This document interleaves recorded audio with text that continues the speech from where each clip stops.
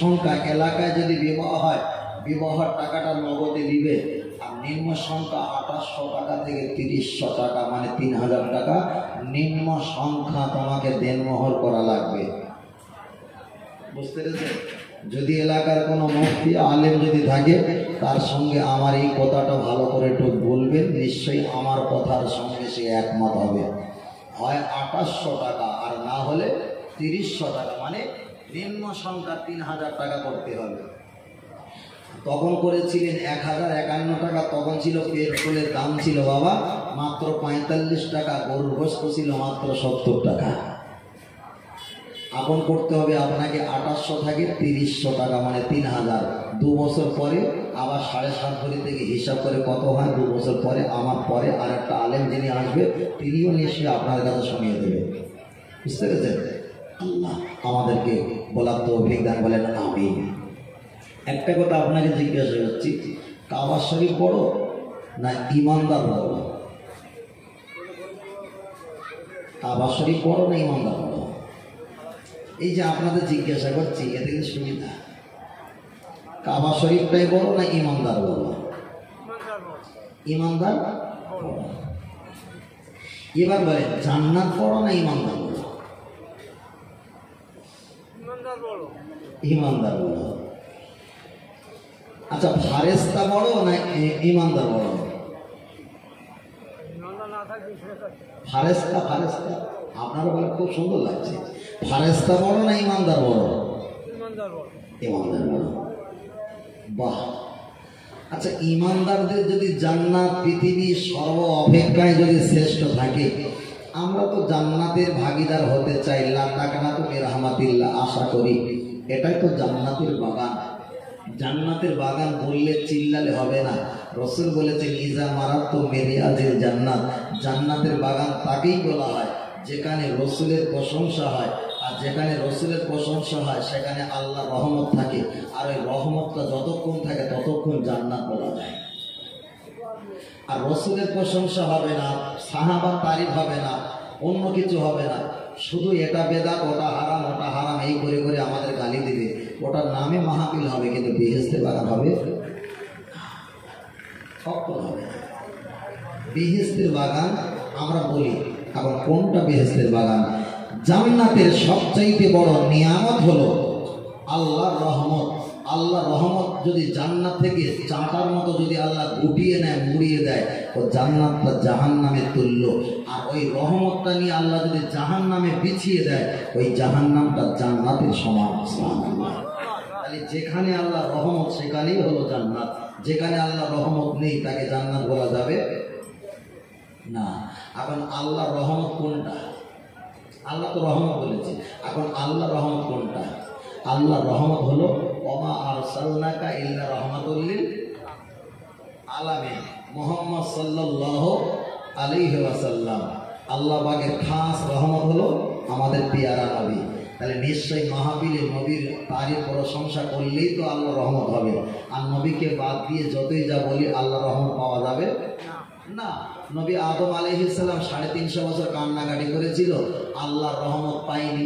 কেন? মুহাম্মদ রাসূলুল্লাহ বলিনি, আল্লাহর রহমত আসেনি।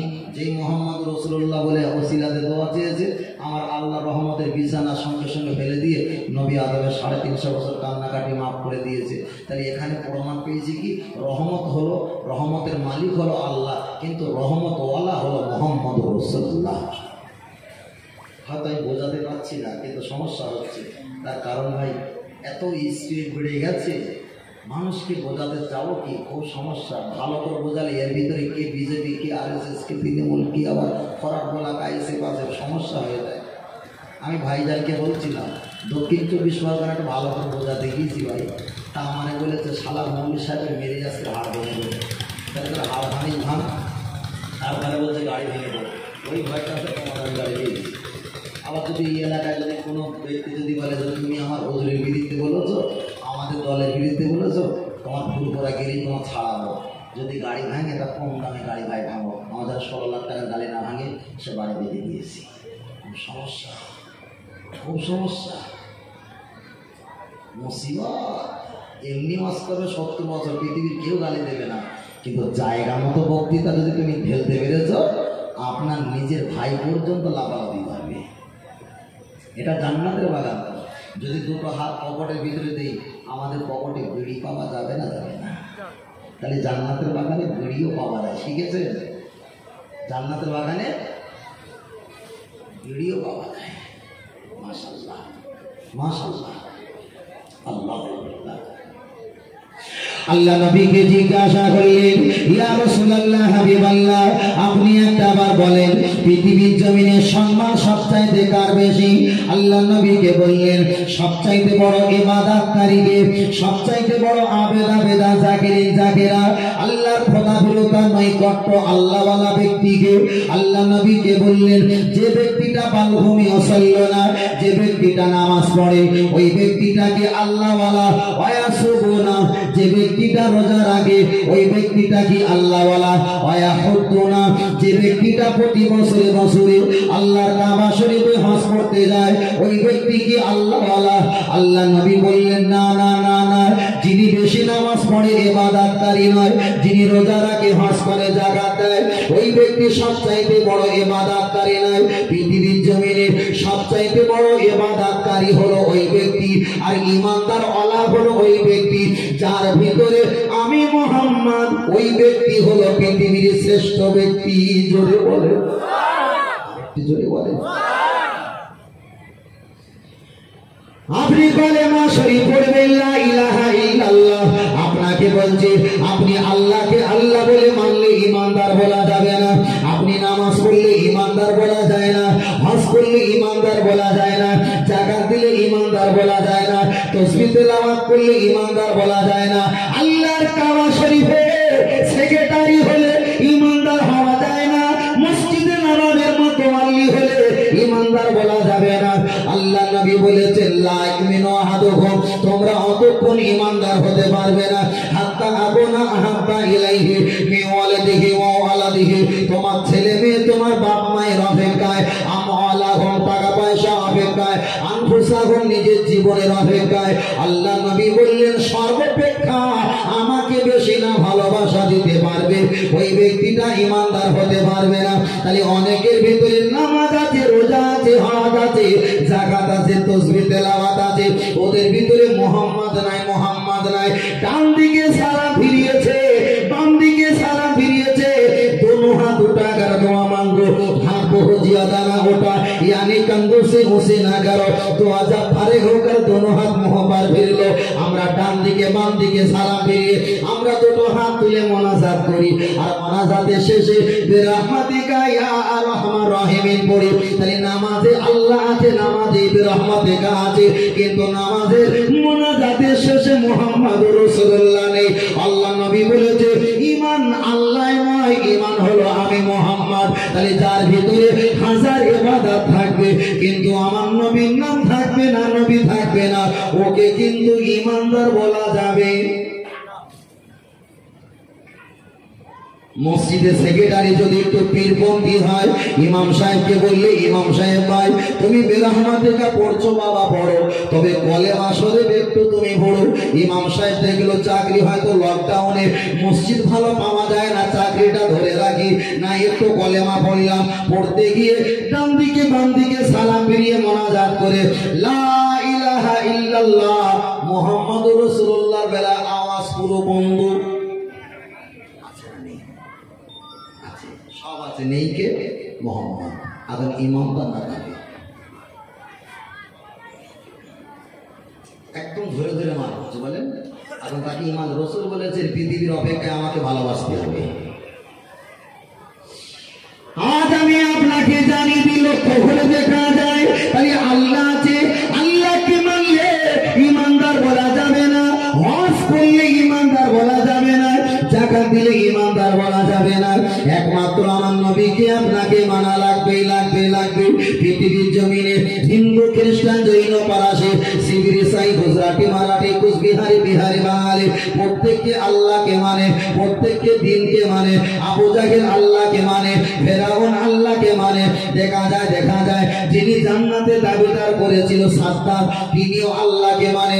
দেখা যায় যত বেঈমান কাফের ছিল তারা আল্লাহকে মানে, কিন্তু মুহাম্মদকে যখন মানতে বলা হয়েছে, আল্লাহ নবীকে মক্কা থেকে মদিনায় তাড়ানো হয়েছে, তাই আবু জাহেল আল্লাহকে মেনেছে, আল্লাহর কাবাকে মেনেছে, মসজিদে নববীকে মানবে। পৃথিবীর হিন্দু, খ্রিস্টান, জৈন, পারসি, শিখ, ইসাই, গুজরাটি, মারাঠি, কুচবিহারি, বিহারি, বাঙালি সবাই আল্লাহকে মানে, আল্লাহকে মানে। লা ইউমিনু, ইমানদার নয়, ইমানদার নয়। মিউ আলাদিহি ওয়া আলাদিহি, তোমার রক্তের বাপ মা, তোমার কলিজা ছেঁড়া সন্তানের অপেক্ষায়, জাহানের অপেক্ষায় আল্লাহ নবীকে সবচাইতে বেশি না ভালোবাসলে ওই ব্যক্তি ইমানদার হতে পারে না। তাই আমাদের ইবাদত কম হতে পারে, নামাজ কম হতে পারে, রোজা কম হতে পারে, হজ কম হতে পারে, যাকাত কম হতে পারে, তাসবিহ তেলাওয়াত কম হতে পারে, দান সাদকা কম হতে পারে, কিন্তু আমাদের ভিতরে নবী আছে। তার পৃথিবীর যে জায়গায় যায়, আহমেদাবাদ, গুজরাট, নাগপুর, কানপুর, বোম্বাই, দিল্লি, শিলচর, গুয়াহাটি, আসাম, পৃথিবীর যত রাজ্যে প্লেনে ফ্লাইটে গিয়ে হাজার হাজার মানুষকে গোলাটা লম্বা করে একটাই কথা বলে, আল্লাহর ইবাদত, নবীর মুহাব্বত, কোরআন তেলাওয়াত, মা বাপের খেদমত, মাজার জিয়ারত, একটাই দল জান্নাত। ওই দলটার নাম হলো আহলে সুন্নাত ওয়াল জামাআত। একটু জোরে হবে। আমাদের ভিতরে অনেক ঘাটতি কম, কিন্তু নবীর মুহাব্বতের ঘাটতি কম নেই। গুনাহগার কিন্তু নবীর ভালোবাসি। অনেকের ভিতরে অনেক ঘাটতি নেই, সব ঘাটতি পূরণ, কিন্তু নবীর ভালোবাসা ঘাটতি কম। এখন তাকে কি বলবে? তাকে কি বলবো? আবু হুরায়রা জিজ্ঞাসা করলেন, ইয়া রাসূলুল্লাহ, হাবিবাল্লাহ, আজ আপনাকে জানি দি, আপনি একটা বার বলেন, একটা বার বলেন, পৃথিবীর জমিনে পৃথিবীর সম্মান বেশি না জান্নাতের সম্মান বেশি? আল্লাহ নবী বললেন, আবু হুরায়রা, তুমি জেনে রেখে দাও, পৃথিবীর জমিনটা যদি 50 কোটি বছর বিক্রি করা হয়, মাটির তলায় হীরা, জহরত, কাঞ্চন, মণি, মুক্তা, যত তেল তাপীয় যন্ত্র আছে, সবকিছু পৃথিবীর জমিনটা যদি 50 কোটি বছর ধরে যদি বিক্রি করা হয়, ওই টাকা নিয়ে আল্লাহ পাকের দরবারে যদি বলা হয়, আল্লাহ, পৃথিবীর জমিনটা 50 কোটি বছর ধরে বিক্রি করলাম, এত টাকা পয়সা স্বর্ণ আপনার কাছে দিলাম, আপনি আমাকে জান্নাত দেন। আল্লাহ নবী একটা বার জবাবে বললেন, পৃথিবী 50 কোটি বছর ধরে বিক্রি করলে যে টাকা হয়, ওই টাকা নিয়ে আল্লাহর দয়ার জান্নাতের এক পিস ইটের দাম হতে পারে না। জোরে বলে। কিন্তু ভাই বললেন, জান্নাতের অপেক্ষা ইমানদারের দাম বেশি। তাহলে পৃথিবী বিক্রি করলে জান্নাতের ইটের দাম যদি না হয়, তাহলে জান্নাতের চাইতে ইমানদারের দাম যদি বেশি থাকে, তাহলে পৃথিবী তো ইমানদারের কাছে তুচ্ছ, ঠিক না বেঠিক?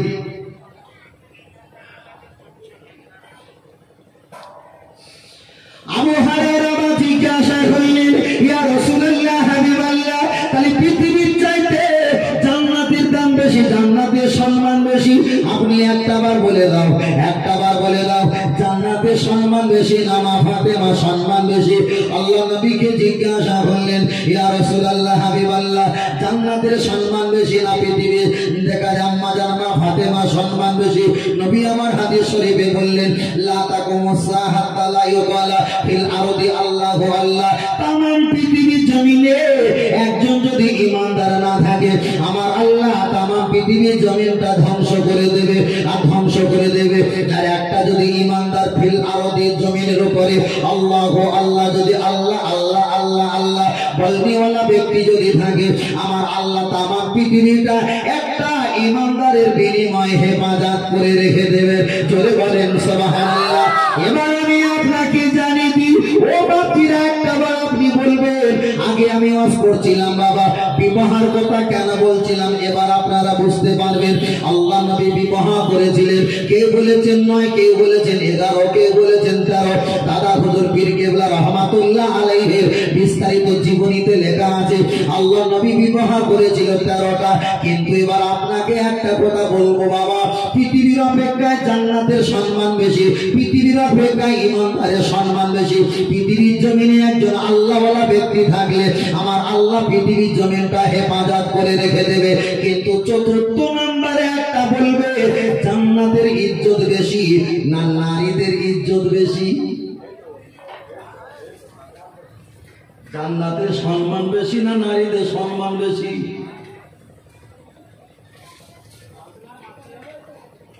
দু ঘন্টা যদি আমরা ওয়াজ করি আর ধরে ধরে জিজ্ঞাসা করে ওয়াজ করি, মনে হচ্ছে কিছু একটা পাওয়া যাবে।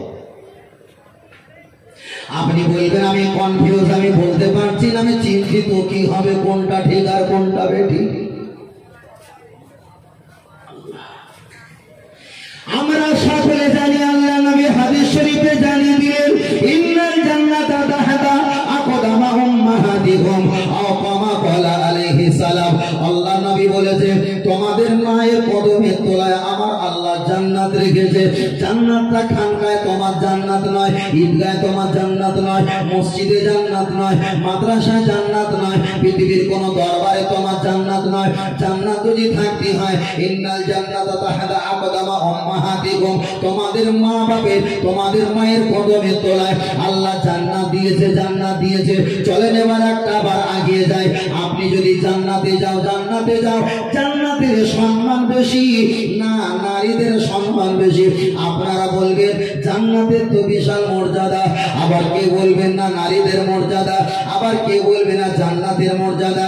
কিন্তু আমি আপনার কাছে একটা কথা বলছি বাবা, জান্নাতের ভিতরে আমাদের বাপ, আপনার বাপ, আমার বাপ, আদি পিতা আদম আলাইহিস সালাম জান্নাতের ভিতরে আল্লাহ হাজির করিয়ে দিয়েছিল। জান্নাতের এত কিছু ছিল কিন্তু ভালো লাগেনি, একটা মহিলার প্রয়োজন ছিল না, ছিল না। তাহলে জান্নাতের এতই মর্যাদা যদি হয়, নবী আদম তো দেখে আর ভেবে আর পেয়ে খুশি হবে, কিন্তু নারী জাতের প্রয়োজনটাই কি ছিল? তাহলে এখানে কি বুঝতে পারিনি ওই জান্নাতটাই শ্রেষ্ঠ হতে পারে? তার চাইতে শ্রেষ্ঠ হলো ইমরাতুন সালেহা, নিজের একটা সতীত্ব সহভঙ্গিনী। জোরে বলে মাথায় গেছে? আরেকটু ব্যাখ্যা করছি। আমি আপনার সঙ্গে বক্তৃতা করছি ভাই, আপনার সঙ্গে 5 দিন বুঝিয়ে বাড়ি যেতে পারি। আমার সঙ্গে প্রতিনিয়ত ভাই লাইভ থাকে, আলেমরা এর সঙ্গে অজনসিয়ার সঙ্গে বলতে গিয়ে আমার ভাবনা চিন্তা করে বলতে হবে। আপনাদের সঙ্গে হয়ে আমার কথা বলে চলবে না, খুব সমস্যা। আল্লাহ জান্নাতের ভিতরে নবী আদম আলাইহিস সালামকে আল্লাহ পাক হাজির করিয়ে দিলেন। নবী আদম জান্নাতে চলে গেলেন। আমরা জানি কোরআন শরীফে আল্লাহ জানিয়েছেন আদখুলি বি ইবাদি আদখুলি জান্নাতি, বান্দা ইবাদত করবে তোমাকে জান্নাতে দেওয়া হবে। আল্লাহর কোরআন অপর জায়গায় জানিয়েছে ওয়াসিফাল্লাযিনা তাকাউ রাব্বাহুম ইলাল জান্নাতি যুমারা, আমার আল্লাহ তো জানিয়েছে ইবাদত করবে জান্নাতে যাবে। তাহলে আমরা যদি আমাদের আদি পিতা বাবা আদম আলাইহিস সালাম জান্নাতে চলে গেছে, ওই জান্নাতে যাওয়ার পর ভালো লাগে না, আমার আল্লাহ জিজ্ঞাসা করলেন কাইফা হালুকা, হে নবী আদম তোমার কি খবর? বললেন আলহামদুলিল্লাহ আলা তাইয়িবুন, খবরটা ভালো। আল্লাহ বলছে না তোমার কি মনের খবর আমার কাছে বলো। আল্লাহ বলছেন কি খবর বলো। নবী আদম বললেন আল্লাহ এত কিছু আপনি দিয়েছেন, কিন্তু এই জান্নাতটা যেন আমার ভালো লাগে না, জান্নাতটা যেন একটু অন্ধকার অন্ধকার অন্ধকার লাগে, আমার ভালো লাগে না। আমার একটা স্ত্রী হলে যেন খুব ভালো লাগে। চমৎকার আমার নবী দিবসের মাহফিল করেছেন, আমার নবীর কাছে নিয়ে পৌঁছে যাব যাতে আল্লাহ পাকের রহমত হয়ে যায়, জান্নাতে তুল্য হয়ে যায়। নবী আদমকে জিজ্ঞাসা করিয়ে নবী আদম আলাইহিস সালাম তোমার কাছে একটা স্ত্রী প্রয়োজন, আল্লাহ আমাকে একটা স্ত্রী দাও। ওনাকে ঘুম পাড়িয়ে দিল, আর বাম দিকে তাকিয়ে দেখো একটা মুআন্নাস আওরাতুন, বাম দিকে যখন তাকিয়েছে একটা আওরাতুন জিজ্ঞাসা করলো মাযা হাযা আওরাতুন মা বাইতুকা, এ মহিলা তোমার বাড়ি কোথায়? বলল আমি অন্য কোথাও বাড়ি নয়, আমি তোমার স্ত্রী হব, স্ত্রী হব। দোনো আইডিয়া কম, দুটো হাত দিয়ে নবী আদম আলাইহিস সালাম মা হাওয়া আলাইহিস সালামের গায়ে যখন হাত দিতে যাবে, আমার আল্লাহ ধমক দিয়ে বললেন হে নবী তুমি কি জানো না পৃথিবী বিক্রি করলে জান্নাতের ইটের দাম হবে না, আর ওই জান্নাতটা তোমাকে আমি পছন্দ করে দিলাম, কিন্তু তোমায় যখন ভালো লাগেনি, তুমি জান্নাতের ভিতরে মহিলার প্রয়োজন, মহিলা যখন দিয়েছি জান্নাতটা অন্ধকার অন্ধকার ভালো লাগে না। তবে পৃথিবীর জমি জমিনে আমার মোহাম্মদকে না বানালে পৃথিবী জান্নাত জাহান্নাম পৃথিবী সৃষ্টি করতাম না। তবে তুমি যখন জান্নাতে এসে একটা মহিলা পেয়ে খুশি হয়ে যাবে, তুমি জান্নাতে এসে একটা স্ত্রী পেয়ে খুশি হয়ে যাবে, আমি আল্লাহ মতে খুশি হব না। তোমার খুশি মহিলা হতে পারে, কিন্তু আমার হাবিব মোহাম্মদ আমার হাবিবকে খুশি করলে আমি আল্লাহ খুশি হয়ে যাব। আরেকটি নবী আদমকে বলছে, নবী আদম তোমাকে একটা কাজ করা লাগবে। আল্লাহ কি কাজ করবো? তা বলছে তোমার বিয়ে যখন করবে, তা বিয়ে করতে গেলে দেনমোহর করতে হয় না বাবজি? দেনমোহর। তা বলছে দেনমোহর করো। আল্লাহ জান্নাতের ভিতরে কি কিছু আমার সব পাবো না, আমি কোন জিনিসটা নিয়ে আমি দেব? আল্লাহকে বলছে আল্লাহ দেনমোহর আপনি কি নিয়ে করবো? আল্লাহ বলছে হ্যাঁ নবী আদম তুমি জান্নাতে এসেছো, কত খুশি কত খুশি, মহিলা পেয়েছো কত খুশি, গায়ে হাত দিতে যাচ্ছ, কিন্তু তোমার জন্য একটা বিয়ে শাদী করতে হবে, দেনমোহরের প্রয়োজন আছে। এখন দেনমোহর না করলে আমি আল্লাহ খুশি হব না, তোমার স্ত্রী হালাল করবো। এখন এখানে বসে নবীর প্রশংসা করছি, এবার জান্নাতে নবী আদম জান্নাতে যে ঘুরবে, এখন ওই জান্নাতে আমার নবীর প্রশংসা করে তারপরে স্ত্রী হালাল হচ্ছে। নবী আদম আলাইহিস সালামকে বললেন নবী আদম রে তোমার স্ত্রী বিবাহ শাদী করার প্রয়োজন আছে, তোমার স্ত্রী বিবাহ করতে গিয়ে দেনমোহরের প্রয়োজন আছে। আল্লাহ এই জান্নাতটা আপনার, যা কিছু আছে সব কিছু আপনার, এই জান্নাতে আমার বলে কিছু নয়। তবে একটা বার জানিয়ে দিই আমি কি নিয়ে দেনমোহর করব, কি নিয়ে দেনমোহর দেব? আমার আল্লাহ পাক বললেন হাবিব জেনে রেখে দাও। আল্লাহ নবী আমার হাদিস শরীফে বললেন, আল্লাহ নবী আমার হাদিস শরীফে বললেন, দেখা যায় তামাম পৃথিবী আমার আল্লাহ সৃষ্টি করেছে নবীর ওসিলায়। অখলাকা কুল্লা শাইইন মিন নূরি আও কামা ক্বালা আলাইহিস সালাম। আল্লাহ নবী বলেছেন আমার নূরে মুহাম্মাদের ফোঁটায় জান্নাত তৈরি, আমি রাসূল আমার ওসিলায় পৃথিবীর ফেরেশতা জিন ইনসান নবী উম্মত তৈরি, আসসামা আসমান তৈরি, আল আরদা জমিন তৈরি, আল জিবালা পাহাড় তৈরি, আল হাজারা গাছ তৈরি, আর সাজারা গাছ তৈরি, আল হাজারা পাথর তৈরি, আল মাওয়ান মা পানি তৈরি। আল্লাহ নবী বলেছেন তামাম পৃথিবীর জমিনে যা কিছু সৃষ্টি হয়েছে অখলাকা কুল্লা শাইইন মিন নূর, আমার নূরে আমার ওসিলায় আল্লাহ পৃথিবী সৃষ্টি করেছে। এ নবী আদম জান্নাতের ভিতরে তোমার স্ত্রীকে বিবাহ করতে গিয়ে একটা হালাল করার প্রয়োজন আছে, দেনমোহর দেওয়া লাগবে। আল্লাহ কি দেনমোহর দেব? আমার আল্লাহ পাক বললেন ওই জান্নাতে বসে নয় শুয়ে নয়, শুয়ে নয় বসে নয়, জান্নাতের ভিতরে দাঁড়িয়ে দাঁড়িয়ে দাঁড়িয়ে আমার মুহাম্মদ সাল্লাল্লাহু আলাইহি ওয়াসাল্লামকে আমি এখনো দুনিয়ার জমিনে পাঠাইনি। ওই জান্নাতের ভিতরে দাঁড়িয়ে দাঁড়িয়ে আমার হাবিবের নামে তুমি 20 বার 20 বার দরুদে সালাম পাঠ করে আমার হাবিবকে একটা বার খুশি করলে ফাকাদ আল্লাহ আমি আল্লাহ খুশি হয়ে যাব। আর আমি আল্লাহ খুশি হয়ে গেলে তোমার স্ত্রীটা হাতে তুলে দেব। জান্নাতে নবী আদম গিয়েছে, যাওয়ার পরে জান্নাত পেয়েছে, খুশি হয়েছে, স্ত্রী পেয়েছে, স্ত্রী নিতে পেরেছে, গায়ে হাত দেওয়ার ক্ষমতা হয়নি। ওই জান্নাতে বিবাহ শাদী করতে গেলে দেনমোহর দিতে হবে, জান্নাতের মালমাত্রা এনে দিলে চলবে না, নিজের ঘাটির জিনিস দিতে হবে, নিজের ঘাটির জিনিস। তাই নিজের ঘাটির জিনিস কি কষ্ট করে ক্লান্ত হয়ে পরিশ্রম করে দাঁড়িয়ে দাঁড়িয়ে নিজের জবান থেকে 20 বার দরুদ শরীফ পাঠ করে আমার নবীকে সালাম দিয়েছে, আর ওই সালামটা স্ত্রীর জন্য দেনমোহর। তাই জান্নাতের ভিতরে জান্নাতের চুল পরিমাণ দাম নেই, স্ত্রী দরকার। আর স্ত্রী হওয়ার পরেও চুল পরিমাণ কাছে যেতে পারবে না, আর একটা জিনিসের দরকার, সেই দরকারটা হলো মুহাম্মদ সাল্লাল্লাহু আলাইহি ওয়াসাল্লামের সঙ্গে সম্পর্ক। একটু জোরে হবে না?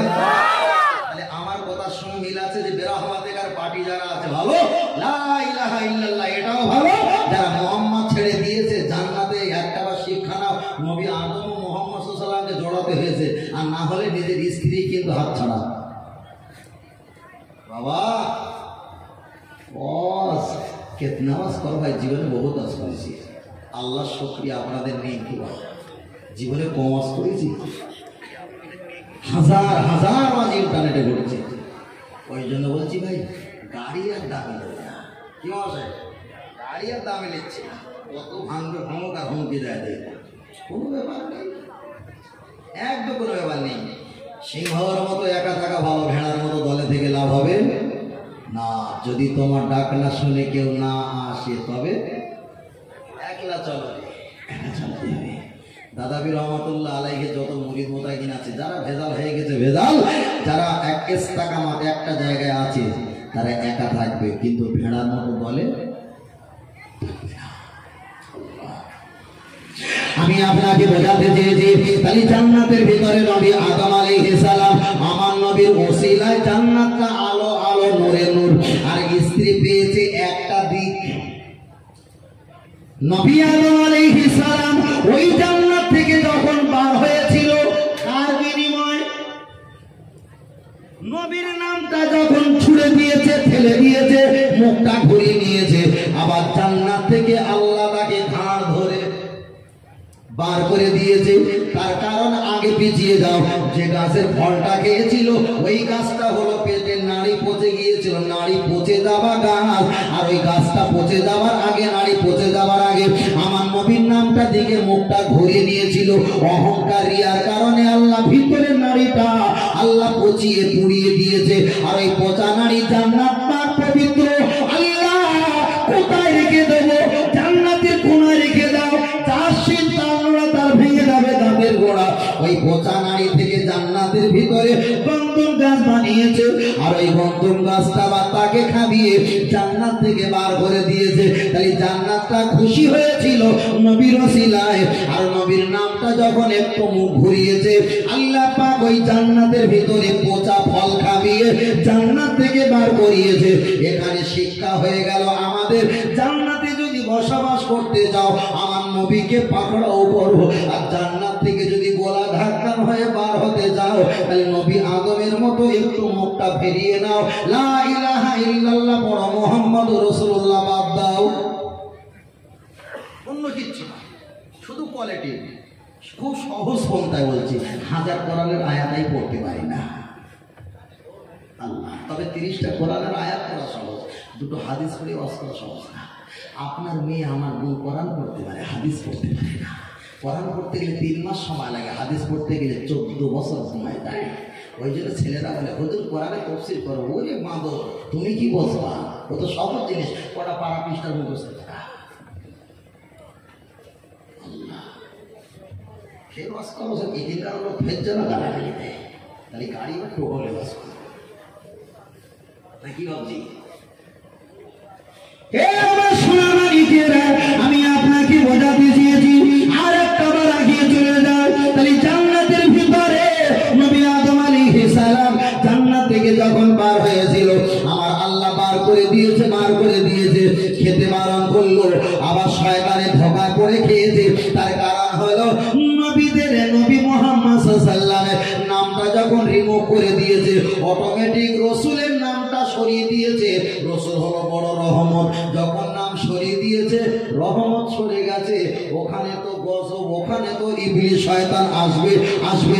আর রসুলের নামটা যদি রাখে, ওখানে আল্লাহর রহমত, ওখানে গজব, ইবলিস ঢুকতে পারে না।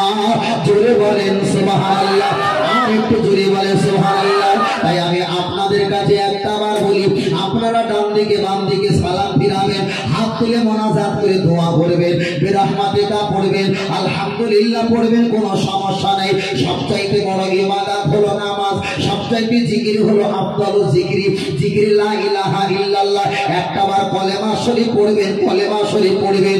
আল্লাহ নবী হাদিসটা মিশকাত শরীফে পাওয়া যায়, মুহাম্মদ আব্দুল্লাহ মিশকাত রাহমাতুল্লাহ আলাইহি ওই মিশকাতে বর্ণনা করেছেন, একবার সুবহানাল্লাহ আলহামদুলিল্লাহ এই তাসবিহটা যদি পাঠ করা হয়, আসমান আর জমিন যতটা ফাঁকা জায়গা, কতটা ফাঁকা জায়গা, পৃথিবীর জমিনে যে ঘোড়া সবচাইতে গতি বেগে ছোটে, ওই ঘোড়াকে যদি একটা বার ছুটতে বলা হয়, 500 বছর ধরে 24 ঘন্টা 24 ঘন্টা 500 বছর ধরে ছুটে যায়। যতটা দূরত্ব, যতটা ডিফারে, যতটা দূরত্ব, আল্লাহ নবী বলেছেন একবার সুবহানাল্লাহ আলহামদুলিল্লাহ পাঠ করলে আমার আল্লাহ এতটা ফাঁকা জায়গা আল্লাহ নেকি দিয়ে ভরপুর করিয়ে দেয়।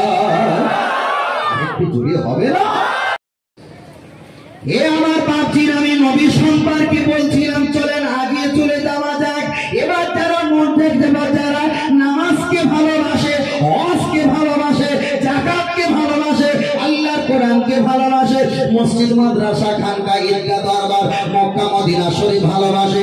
আমি এদেরকে কাফের বলবো না, কিন্তু একটাই আমার উদ্দেশ্য, আবু তালেব আল্লাহ নবীকে ভালোবাসেনি, আল্লাহকে ভালোবেসেছিল, কিন্তু আল্লাহ নবীকে বড্ড একটা ভালোবাসেনি। তবে ভালোবেসেছিল কিন্তু কলেমাকে ভালোবাসেনি। আবু তালেব জাহান্নামী, জাহান্নামী। আল্লাহ নবী বলেছে, আমার বাপের যে দুঃখ কষ্টটা আমি পেয়েছিলাম, আমার বাপের মহব্বত ভালোবাসা এই আবু তালেব চাচা আমাকে দিয়েছিল। আমার মায়ের ভালোবাসাটা আমি পাইনি, আমার মায়ের ভালোবাসাটা আমি আবু তালেবের কাছ থেকে পেয়েছিলাম। আল্লাহ নবীর সামনে এক সময় আবু তালেব বলল, আমার এই পোতা, আমার এই ভাতিজা, আমার এই ভাতিজা, এর বিরুদ্ধে যদি কেউ আমল তোলে, আমার গায়ে যতটা রক্ত আছে আমি একটা বার তার সঙ্গে যুদ্ধ করে থাকবো, আমার ভাতিজাকে ক্ষতি হতে দেব না। এই আবু তালেব আল্লাহ নবীকে এত ভালোবেসেছে, কিন্তু মুহাম্মদুর রাসূলুল্লাহ, হে দাদা চাচাজি, তুমি একটা বার স্বীকার করে নাও, আমার জীবনের দায়িত্ব নিয়েছো, থাকার দায়িত্ব নিয়েছো, আমার সেবার দায়িত্ব নিয়েছো, মায়ের ভালোবাসা দিলে, আব্বার ভালোবাসা দিলে, একটা বার তুমি জবানে পড়ো মুহাম্মদুর রাসূলুল্লাহ। ওই আবু তালেব হাজার ভালোবাসা দিয়ে আল্লাহর নবীর কলেমা মুহাম্মদুর রাসূলুল্লাহ পড়ল না। আমার নবী বলেছে, কপাল খারাপ, আমার চাচা জাহান্নামী, জাহান্নামী। যারা মসজিদকে ভালোবেসেছো, মাদ্রাসা খানকা ঈদগাহ দরবার পৃথিবীর নামাজ রোজা হজ যাকাতকে ভালোবেসেছো, তুমিও যদি মুহাম্মদুর রাসূলুল্লাহ ছেড়ে দাও, তাহলে আবু তালেব আর তুমি এর ভিতরে কি আর পার্থক্য আছে বাবা? পার্থক্য নেই। আবু তালেব আমাদের চাইতে বেশি ভালোবাসা দিয়েছিল, কিন্তু একটা জিনিস নেয়নি, সেটা হলো কোনটা? মুহাম্মাদুর লা ইলাহা ইল্লাল্লাহ নিয়েছে, নেয়নি কোনটা? মুহাম্মাদুর রাসূলুল্লাহ। শেষ। ইমাম সাহেব বলেছে, বাবা একটু, সেক্রেটারি বলেছে, বাবা একটু কলেমা শরীফ পড়ো না, ছেলেরা নামাজিরা গুনগুন করছে, ইমাম সাহেব হুজুর কলেমা শরীফ কেন পড়ে না? ঠিক আছে পড়বো, বক্তব্য অসুবিধা নেই। লা ইলাহা ইল্লাল্লাহ। কে বাবা তোমার টাকা দিয়েছে? বাবা কোন ইবলিস তোমার টাকা দিয়েছে? বাবা আমি বলছি না যে নামাজ হয়নি, আমি বলছি না যে দোয়া হয়নি, কিন্তু আমি বলছি এটাই আল্লাহ কবুল করবে কে? যেখানে মুহাম্মদ সাল্লাল্লাহু আলাইহি ওয়াসাল্লাম, সেখানে আমার আল্লাহ, যেখানে নবী নেই সেখানে আমার আল্লাহ রহমত। কষ্ট হচ্ছে নাকি বাবু? এই ছেলেরা কষ্ট হচ্ছে, হয় হোক, জীবনে একবার এসছি, আর আসা হবে কিন্তু গ্যারান্টি নেই। কেন আমি একটু কাঁসর হয়ে যান, অনেক পয়সা লাগতেছে। আর আমাদের 24 পরগনা 2-40 পয়সা করে কম দিচ্ছে, আর খুব অস্কার বন্ধ করে দিয়েছে। কেন? কিন্তু গাড়ি ভাড়া কাজ 4বার হুমকি দিয়ে 4বারের মাথায় ওখানে ধরে ফেলেলো, এখনই ঘোরাঘুরি হচ্ছে, এখন ওরা খুঁজতেছে কোথায় কী হবে, কিচ্ছু বলার নেই। নতুন করে ভাঙড়ের পীর সাহেব আবার ঢুকেছিল না আপনাদের কোড়ালি উত্তর ভাগ না কি বলে ওখানে, ঘোড়াপি নাকি চশমাপি, তার ঘড়িপি, তার বিরুদ্ধে আগুন চটকে দিয়েছি একেবারে। একে নাড়া দিয়ে লা ইলাহা ইল্লাল্লাহ, শালা একটা বার আমার করে দেবেন কিরম পারিস? বোঝেননি?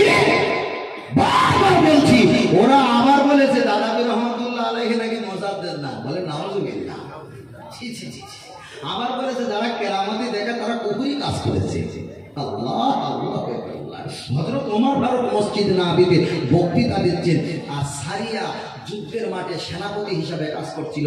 মসজিদে নববীতে দাঁড়িয়ে দাঁড়িয়ে বললেন, ইয়া সারিয়াল জাবাল, তুমি যুদ্ধতে প্রস্তুতি হও, তোমার পিছনে শত্রু আসছে। কতটা ডিফারেন্স? 15 দিনের রাস্তা ডিফারেন্স। কত ডিফারেন্স? 15 দিনের রাস্তা ডিফারেন্স। মসজিদে খুতবা দিচ্ছে, আর খুতবার মাঝখানে সারিয়াকে যুদ্ধের মাঠ থেকে ঘুরে যেতে বলছে। যুদ্ধ শেষ হওয়ার পরে, চলে আসার পরে ওমরের হাত ধরে বলেছিল, তুমি যদি ওই দিন আমাকে যদি একটু না বলে দিতে, আমি ওদের হাতে শহীদ হয়ে যেতাম। বাবা, কেরামতি করা যদি কুকুরি হয়, ওমর ফারুক কেরামতি করে যুদ্ধের সেনাপতিকে বাঁচিয়েছে, ঠিক না বেটি? আসলে মূর্খ জাহেল, লেখাপড়া কিছু করিনি, মাদ্রাসায় পড়িনি, শুধু কলব জারি হচ্ছে। কি জারি হচ্ছে? শুধু কলব জারি, কলব। হ্যাঁ আল্লাহ, এর ভিতরে যদি কেউ থাকে সে তো দেখে যাবে, হুজুর আগের হতে টিউশন রস করছিল, এরপরে কত হুজুর ভালো রস করবে, তুমি খেসা মারা করছ কেন? খেসা মারা করবো না, আমাকে হয় সার নাই সব, হয় সার, দুটোর একটা। ও ভেজাল মাল কাঁটা ফেলে নেবো, আর ওমর ফারুক নামাজ পড়াবে, পিছন দিকে কুপিয়ে মারবে, ও চিটিং মারি চলবে না। কি ভুল বলছি? চলবে না। আল্লাহু আকবার। আমি আপনাকে বোঝাতে চেয়েছি তাহলে সব আছে, মোহাম্মদ রাসূলুল্লাহ যদি না থাকে আমার আল্লাহ তাকে ঈমানদার বানাবে না। আমি আপনার কাছে মা ফাতেমার কথা বলছিলাম, একটাই প্রমাণ করে দিলাম, তামাম পৃথিবীর জমিনে কোন ব্যক্তি যদি জান্নাতে চলে যায়, জান্নাতে গিয়ে আমার নবীর প্রশংসা করতে হবে। আল্লাহ নবী জানিয়েছে খালাকা কুল্লা শাইইন মিন নূর, আমার নূর তামাম পৃথিবী আল্লাহ সৃষ্টি করেছে। আল্লাহ জান্নাতের মালিক, আল্লাহ সূর্যের মালিক, আল্লাহ আসমানের মালিক, আল্লাহ জমিনের মালিক, আল্লাহ পানির মালিক, সবকিছুর মালিক, কুল কায়নাতের মালিক হলো আল্লাহ, কিন্তু বন্টনকারী হলো রাসূলুল্লাহ। আর একটু জোরে বলেন সুবহানাল্লাহ।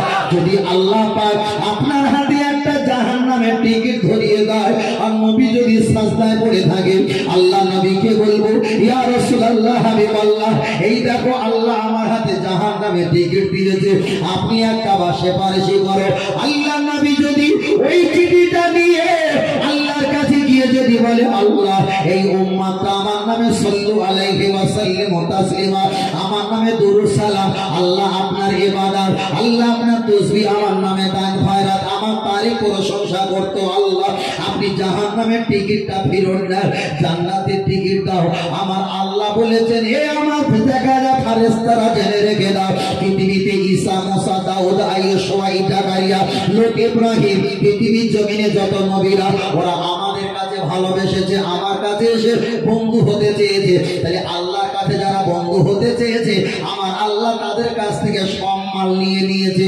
আল্লাহ নবী বলেছেন, আল্লাহ ফাকারা ফিহি, আমি অহংকার তাকব্বুরি করে বলছি না, আমার আল্লাহ আমার কাছে এসে বলল, মুহাম্মদ আমি তোমার বন্ধু হতে চাই। তাই আল্লাহর কাছে উপচে যারা গিয়েছে বন্ধু হতে, আমার আল্লাহ তাদের কাছ থেকে মালগুলো জমা নিয়েছে, আর আমার আল্লাহ আমার কাছে বন্ধু হতে এসেছিল, আর আমার আল্লাহ সবকিছু মালমাত্রা মুহাম্মাদের হাতে দিয়ে দিয়েছে।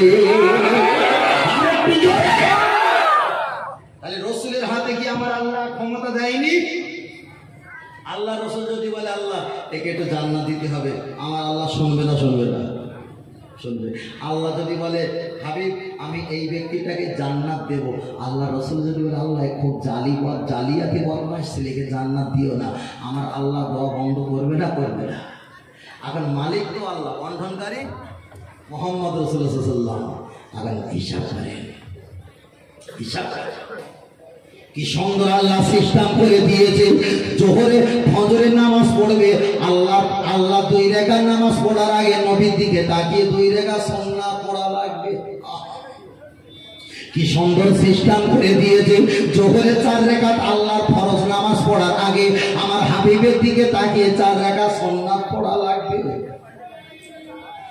আসরের 4 রাকাত নামাজ পড়ার আগে সুন্নাতি গায়ের মুআক্কিদা আল্লাহর নবীর দিকে তাকিয়ে আপনাকে পড়া লাগবে। আহা, আমার নবীকে রেখেছে আল্লাহর ইবাদতের আগে তুমি তাহলে মুহাম্মদ রাসূলুল্লাহ কেমনে বাদ দিলে বাবা? আপনি কি জানেন? তাহলে ফজরের আগে 2 রাকাত নবীর নাম, জোহরের আগে 4 রাকাত নবীর নাম, আসরের আগে 4 রাকাত নবীর নাম, এশার আগে 4 রাকাত সুন্নাত নবীর নাম। তাহলে মাগরিবে নাই, তাহলে মাগরিবে যখন নবীর সুন্নাত নাই মানে রহমত নাই, আর রহমত হলো আল্লাহ পাকের জান্নাত দয়া। তাহলে মাগরিবে যখন নাই, ওই মাগরিবে ইমাম সাহেব বলে দিয়েছে, বাবা তোমরা আসরের পরে মাগরিবের আগে এই জামাল ওয়াক্তে নামাজ পড়বে না, কেন? রহমত নাই, সুন্নাত নাই। ওই জায়গায় গজব। ঐতিহাসিকরা বলেছে আসরের পরে মাগরিবের আগে আমার আল্লাহ ওই জায়গায় কিয়ামত দেবে, তার কারণ ওখানে নবীর সুন্নাত নাই, আল্লাহর দয়া নাই, ওটাই হলো কিয়ামত আসার জায়গা। তাই যারা লা ইলাহা ইল্লাল্লাহ পড়েছে, মুহাম্মদুর রাসূলুল্লাহ মাগরিবের মতো সুন্নাত বাদ দিয়েছে, ওদের প্রতি কিয়ামত আর গজব আসবে না?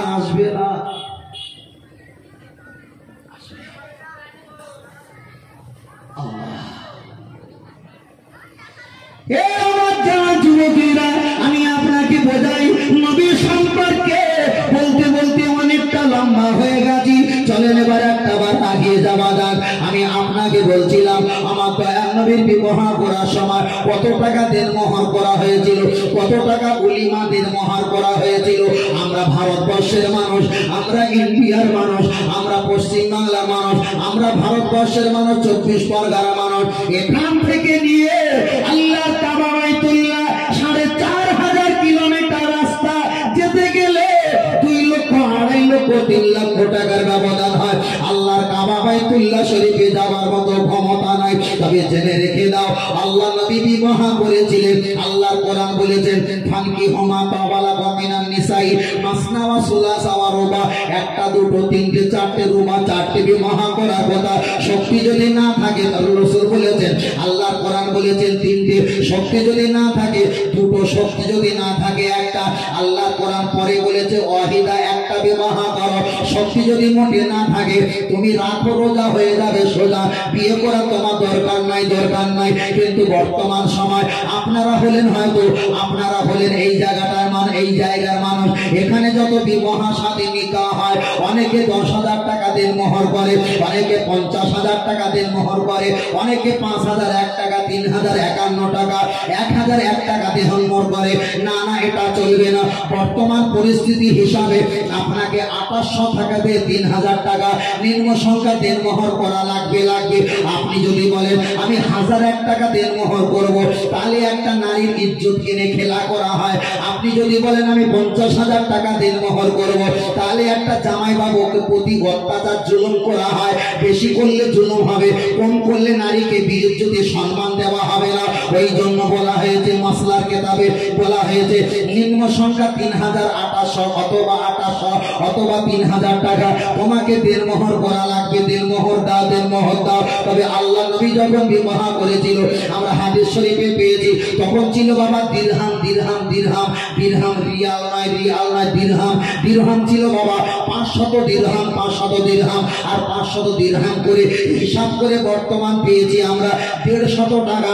আর ১৫০টাকে মডিফাই করে ১,৫০০, আবার ১,৫০০ থেকে মডিফাই করে ১.৫ লক্ষ টাকা, মানে একের পর এক চলে যাবে। ওই জামানায় ছিল ৫০০ দিরহাম। আবার দেখা যায় আজ থেকে ১০০ বছর আগে ছিল কত, দেখা যায় ১৫০ টাকা, কিংবা তারপরে চলে এসছে ১,৫০০ টাকা, তারপরে চলে এসছে ২৮০০ থেকে ৩,০০০ টাকা। তাই আল্লাহ নবী যখন বিবাহ করেছিল তখন ছিল ৫০০ দিরহাম। বাবা বিবাহ করার সময় স্ত্রীকে দেনমোহরের টাকাটা পরিশোধ করিয়ে দেবে। ওটা হলো স্ত্রীর হক। অনেক জায়গায় দেখতে পাই স্বামী স্ত্রী বিবাহ হয়েছে ১০,০০০ টাকা, ৫,০০০ টাকা দেনমোহরের টাকা, কিন্তু স্বামী দেয় না। এত চালাক চতুর স্ত্রীকে একটা ২০০ টাকা ৫০০ টাকা শাড়ি এনে দিয়ে বলছে এই শাড়িটা তুমি নাও, এই নাকের কানের গোলার হাতের চুড়িটা তুমি নাও, আর তোমার ১০,০০০ টাকা তুমি এমনি ছেড়ে দাও। স্ত্রীকে বোকা বানিয়ে দেখা যায় ওটা আজাদ করে নেওয়া হয়। হানাফি মাযহাবের মাসলাগুলো চলবে না। যোগ্য টাকাটা আইডিয়া কোন স্ত্রীর হাতে তোমাকে তুলে দেওয়া লাগবে। স্ত্রী যদি সংসারের জন্য তোমার হাতে যদি দান করে দেয়, তুমি নিতে পারো। বর্তমান যুবকেরা মহব্বতের কারণে পান খাওয়ার বিনিময়, শাড়ি চুড়ি আর খাবার নাস্তার বিনিময় স্ত্রীকে হাওয়া দিয়ে যে ভুলিয়ে দেনমোহরকে শোধ করা হয়, এটা কিন্তু বাবা শরিয়াতে জায়েজ নয়। দেনমোহরের টাকা স্ত্রীকে দেওয়া লাগবে। সেদিন একটা মাইয়াত হয়ে গেছিল কদিন আগে, ৩ সাতেক আগে। তা মারা যাওয়ার পর এখন ছেলেরা বলছে হুজুর একটা কথা আছে। কি কথা? বলছে চাচি মরে গেছে, এই চাচা মরে গেছে, একটু চাচির কাছ থেকে যাও, দেনমোহরের কথা একটু খেয়াল করে দাও। তাহলে সর্বনাশ করেছে। তো চলো যাই, গিয়ে চাচিকে বলছে চাচি সেইটা একটু ছেড়ে দাও। নাম ধরে বলছি, বলে সেইটা একটু ছেড়ে দাও। বলে সেইটা কি? আরে সেই জিনিসটা, সেই কি কত টাকা, ২,০০১ টাকা না ৫,০০১ টাকা, সেইটা একটু ছেড়ে দাও। বলছে ও পোকা বাবা ছেড়ে দিয়েছি, কখন আমার দিতে হবে না। বুঝতে পারলি? দেনমোহর হয়েছিল কবে? বিবাহের সময়। আর দেনমোহর আদায় হচ্ছে কবে? মরণকালে। ভাই এটা কি শরিয়াত? এটা শরিয়াত না। প্রত্যেককে বলছে দেনমোহরের টাকা অন্তত বিবাহ শাদী মুহূর্তের মধ্যে স্ত্রীর হাতে পাওনা টাকা দিয়ে তারপরে বিবাহ শাদী করবেন। কথা বুঝতে পেরেছেন ভাই? এটা তকবীর দেন, নারে তাকবীর। ছেলেরা জওয়ানেরা তকবীর দাও না, নারে তাকবীর। সিলসিলাহ ফুরফুরা শরীফ, হিজবুল্লাহ, মদিনা মক্কা শরীফ, আল কোরআনের আলো, আল হাদিসের আলো। নারে তাকবীর। ভাই তকবীর হচ্ছে? আমার তো আবার সারা রাতে 3টে, দিনে একটা, আবার 3টে, কটা হবে মোট? বাঁচবো মাসাল্লাহ নেই। এটা জোরে তকবীর হবে বাবা? হাত তুলে ছেলেরা হবে? একটু হাত তুলে নিন দেখি, হাত তুলেন সকলে। নারে তাকবীর, একটু জোরে দিতে হয় বাপজি। নারে তাকবীর, বিশ্বনবী কি নারে তাকবীর। মাশাআল্লাহ মাশাআল্লাহ। তাহলে আমরা তকবীর দিতে কষ্ট হচ্ছে কার? ইবলিসের, যে আমার বিরুদ্ধে এত কিছু বলেছেন, মোবিলি এত নাচন গাছন করছে, আবার আমার নামে তকবীর। যখন ইমাম সাহেব আজান দেন তখন কুকুরটাকে না, হ্যাঁ কুকুরটাকে তো। হাদিসটা মেশকাতে এসছে ভাই, আমি পড়ে হজ করি, সরে হজ করি না ভাই, হাদিসটা মেশকাতে এসছে। আজান যখন দেওয়া হয় তখন কুত্তা কাও কাও করে চিল্লা চিল্লি করে। খবরদার ওদেরকে তখন ইট পাট করে ঘেরা করে মারবেন না। কেন? যখন আজান দেওয়া হয় তখন দুষ্টু জিন ইবলিসরা পালিয়ে যায়, আর কুত্তা বুঝতে পারে, তখন কুত্তা কাও কাও করে চিল্লায়, বলে যে শালা এতক্ষণ চিল্লিয়ে পালাচ্ছিস কেন?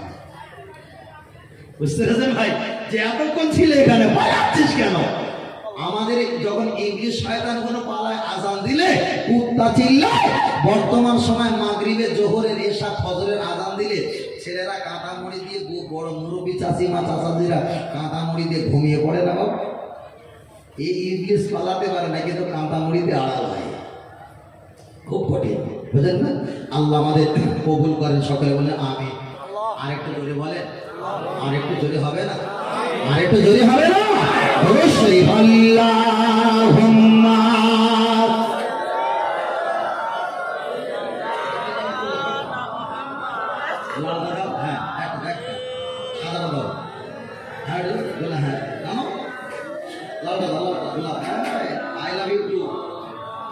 ওয়ালা আলি সাইয়্যিদিনা।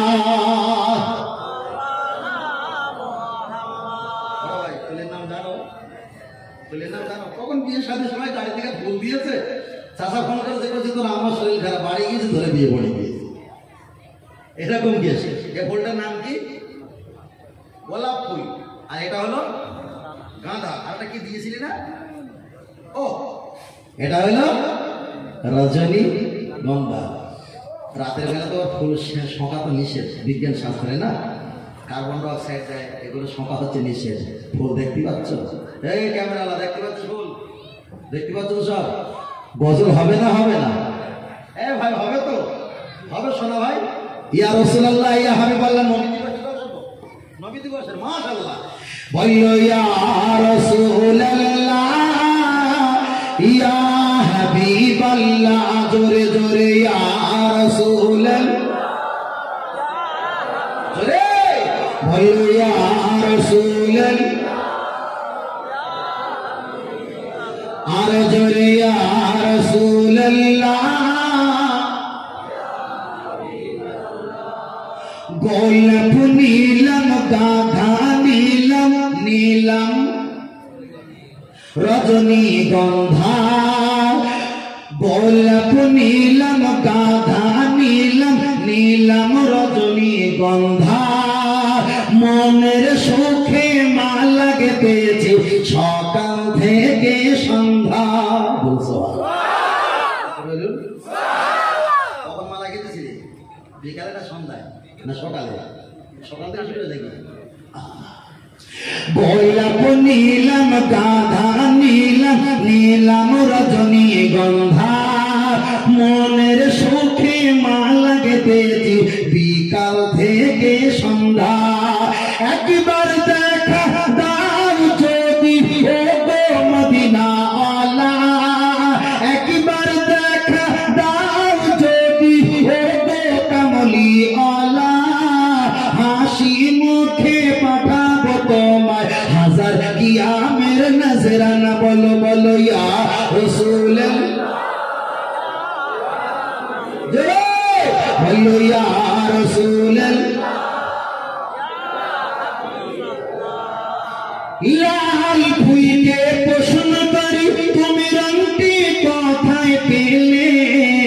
ও হত ময়দানে নবীজি রক্ত লাল ছিল বলে। আরেকটু জোরে বলে, আরেকটু জোরে বলে।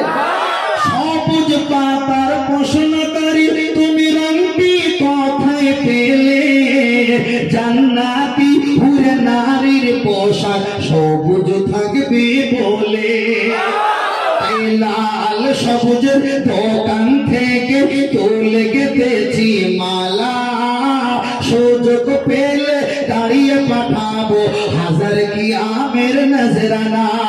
একবার দেখা দাও যদি ও গো কামলি মালা, একবার দেখা দাও যদি ও গো মদিনা আলা, হাসি মুখে পাঠাবো তোমায় হাজার কি আমের নজরানা। বলো বলো ইয়া রাসূলুল্লাহ, হয় না? বলো ইয়া রাসূলুল্লাহ। সাদা থেকে প্রশ্ন করি তুমি রংটি কোথায় পেলে, সাদা রঙকে প্রশ্ন করি তুমি রংটি কোথায় পেলে, মায়ার নবীজি নূরানি দাঁত সাদা ছিল বলে। হলুদ ফুলকে প্রশ্ন করি তুমি রংটি কোথায় পেলে, নূর নবীজির নূরানি চেহারা হলুদ ছিল বলে।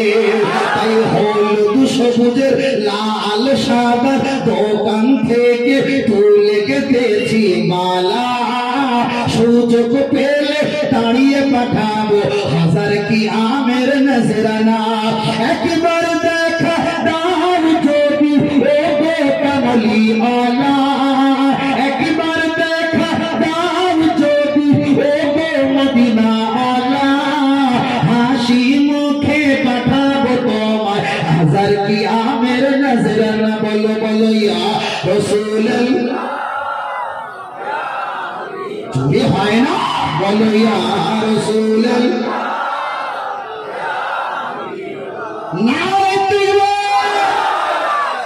তকবীর হয়েছে চাচা, চাচা তকবীর জোরে দিয়েছে ছেলেরা। তিনটি আমার চাচা বসে আছে এক জায়গায় চুপ করে বসে আছে। ব্যাপারটা কি? শরীর খারাপ নাকি ভাবছি? হ্যাঁ শরীর খারাপ, আর একটু শ্মশে করে তকবীর হবে তো ছেলেরা? এই ছেলেরা শ্মশে করে তকবীর হবে তো? কলজে ভাঙা তকবীর, বুক ভাঙা তকবীর, কলজে ছেঁড়া তকবীর, শ্মশে করে তকবীর হবে তো বাবা? নারে তাকবীর। হচ্ছে না, লাইন হচ্ছে না, লাইন খারাপ। কালকে ওয়াজ করেছিলাম কতজন ছিল? শুধু খাওয়ার জন্য 70 জন ক্যাটারিং ছিল। কতজন? শ্রোতাদের খাওয়ানোর জন্য। কথা বুঝতে পেরেছেন ভাই? কত হাজার শ্রোতার নাম করে বলছেন, হিসাব করে দেখে নিয়ে যাও কত হাজার। আর একটা তকবীর হবে, নারে তাকবীর, নারে তাকবীর,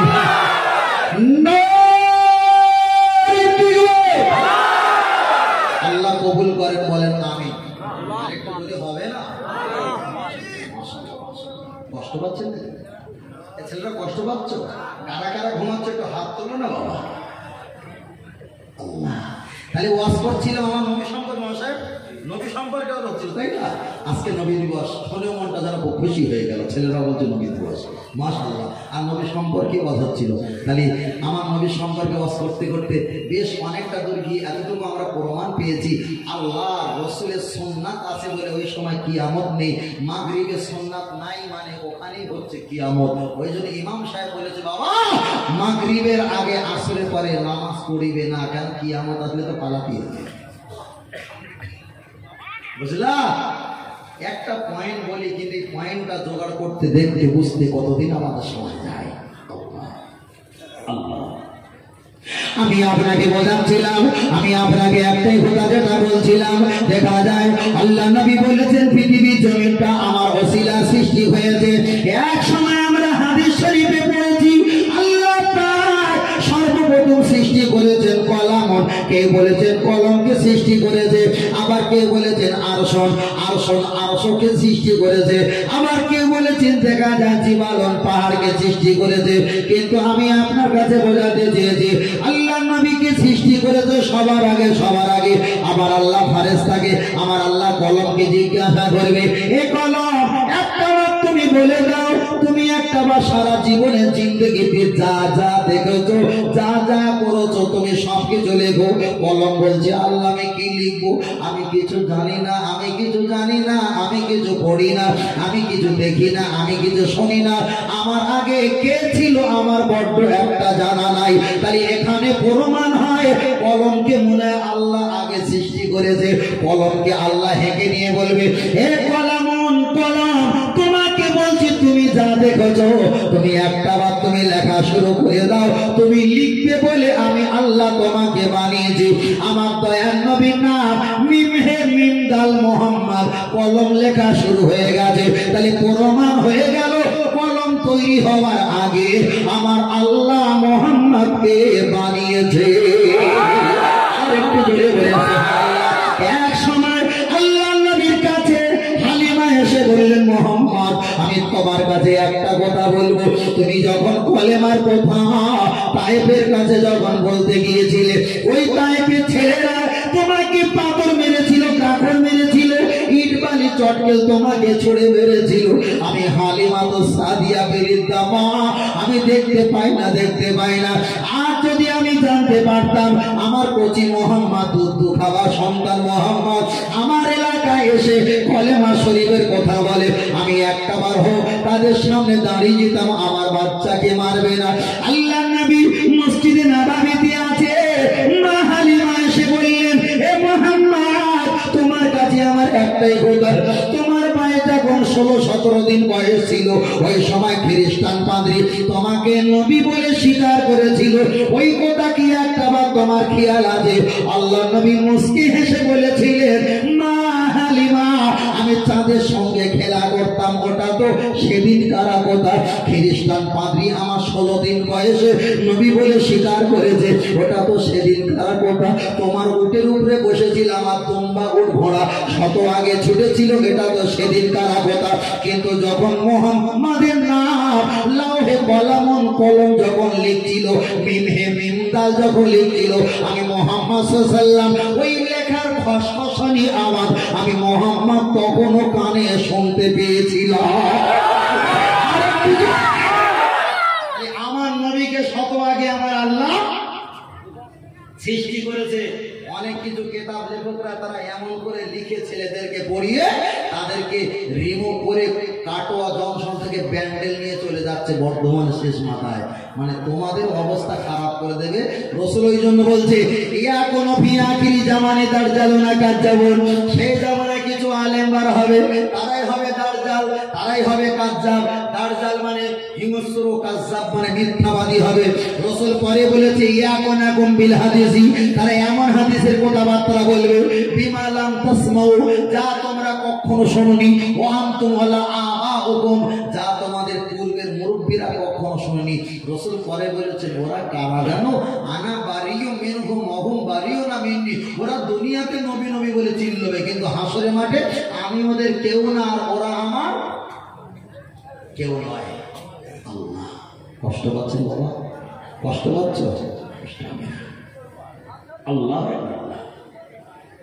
আপনারা নবী দিবসের মাহফিল করেছেন, আলহামদুলিল্লাহ ভালো নবী দিবসের মাহফিল করেছেন। আমরা বছরে একবার করে ছেলেরা এই নবী দিবস কায়েম করে। অনেকে চাঁদা দেয়, অনেকে বাধা দেয়, অনেকে বিপদ দেখায়, অনেকে জোর দেখায়, অনেকে মুসিবত দেখায়। আমরা বছরে একবার করে নবী দিবস পালন করি। বছরে 52টা সপ্তাহ আর প্রতি সপ্তাহে একটা করে সোমবার, প্রতি বছরে 52টা করে সোমবার থাকে। সোমবার যখন হাজির হয়ে যায় আল্লাহ পাক ওই সোমবার আসে যখন আবু লাহাবের কবরে আযাবটা মাফ করে দেয়। ভাইরা আমার, বাবাজিরা, আজ আমি আপনাকে জানিয়ে দিই, এই জিন্দেগিতে ইবাদত করলাম, নামাজ পড়লাম, রোজা রাখলাম, হজ করলাম, যাকাত দিলাম, হয়তো আল্লাহ কবুল করবে না। হাসরের মাঠে গিয়ে আল্লাহকে বলবো, আল্লাহ আপনি একটাবার আমাদের নাজাত দাও। আল্লাহ বলবে, তোমার নবীর নাম কি? আমরা যদি বলি মুহাম্মাদ আনিল ওয়াসিলা ওয়াল ফাদিলা, রাসূল আমাদের ওসিলা, রাসূল আমাদের বরকত, যাও নবীর কাছে চলে যাও। আল্লাহ নবীর কাছে যখন হাজির হয়ে যাব, আমার নবী পাক সাজদা থেকে মাথা তুলবে, তখনও পর্যন্ত চামড়াটা গুটিয়ে গেছে, ধুলা আর বালু লেগে আছে। আমার দয়ার নবী আল্লাহর কাছে গিয়ে বলবে, আল্লাহ এরা আমার, আমি সাদা কাপড় নিয়েছিলাম, এরা সাদা কাপড় নিয়েছে, আমি দান দাড়ি রেখেছিলাম, এরা দাড়ি রেখেছে, আমি নামাজ পড়েছিলাম, এরা নামাজ পড়েছে। আল্লাহ আপনাকে আল্লাহ বলে স্বীকার করেছিলাম, এরাও আল্লাহ বলে স্বীকার করেছিল। এরা মসজিদ বানিয়েছে, আনাবু ইস্তেমাল্লিমান, আমি এদের শিক্ষক ছিলাম, আমি যা দেখিয়েছি এরাই তাই করেছে। আল্লাহ এরা মোহাম্মদকে ছাড়া কাউকে ছেড়ে না, কাউকে ছেড়ে না। আমার আল্লাহ নবী এক সময় আবু বকরকে নিয়ে সেজদা দিয়ে বলবে, আবু বকর তুমি একটাবার আল্লাহর কাছে গিয়ে আমার উম্মতের জন্য তুমি একটাবার হাজির হয়ে যাও। আবু বকর চলে যাবে, আল্লাহ নবী এটাই চিন্তা করবে, আবু বকরের দোয়া যদি আল্লাহ কবুল না করে, আমার আল্লাহ নবী এটাই করবেন। এক সময় তিনি বলবে, আল্লাহ উহুদের মাঠে আমি ধর্ম প্রচারে গিয়েছিলাম, আমাকে পিঠে গাড়ায় অত্যাচার করে আমার একটা দাঁতকে দুখণ্ডিত করে দিয়েছিল, ওই দাঁতটা আমার নেকির, আমার উম্মতের নেকির পাল্লা যদি হালকা হয়ে যায়, আল্লাহ ওই দাঁতটা দিয়ে ভারী করে দিলাম, আমার উম্মতকে আপনি নাজাত বানিয়ে দাও। আমার আল্লাহ নাজাত বানিয়ে দেবে। তখন যদি নবী দেখতে পায় আমার উম্মত এখনো কোটি কোটি উম্মত তারা জাহান্নামের টিকিট হাতে নিয়ে দাঁড়িয়ে আছে, আল্লাহকে বলবে, আল্লাহ আমার দাঁতের বিনিময়ে উম্মতকে নাজাত দাও। আমার আল্লাহ কিছু উম্মতকে নাজাত বানিয়ে দেবে।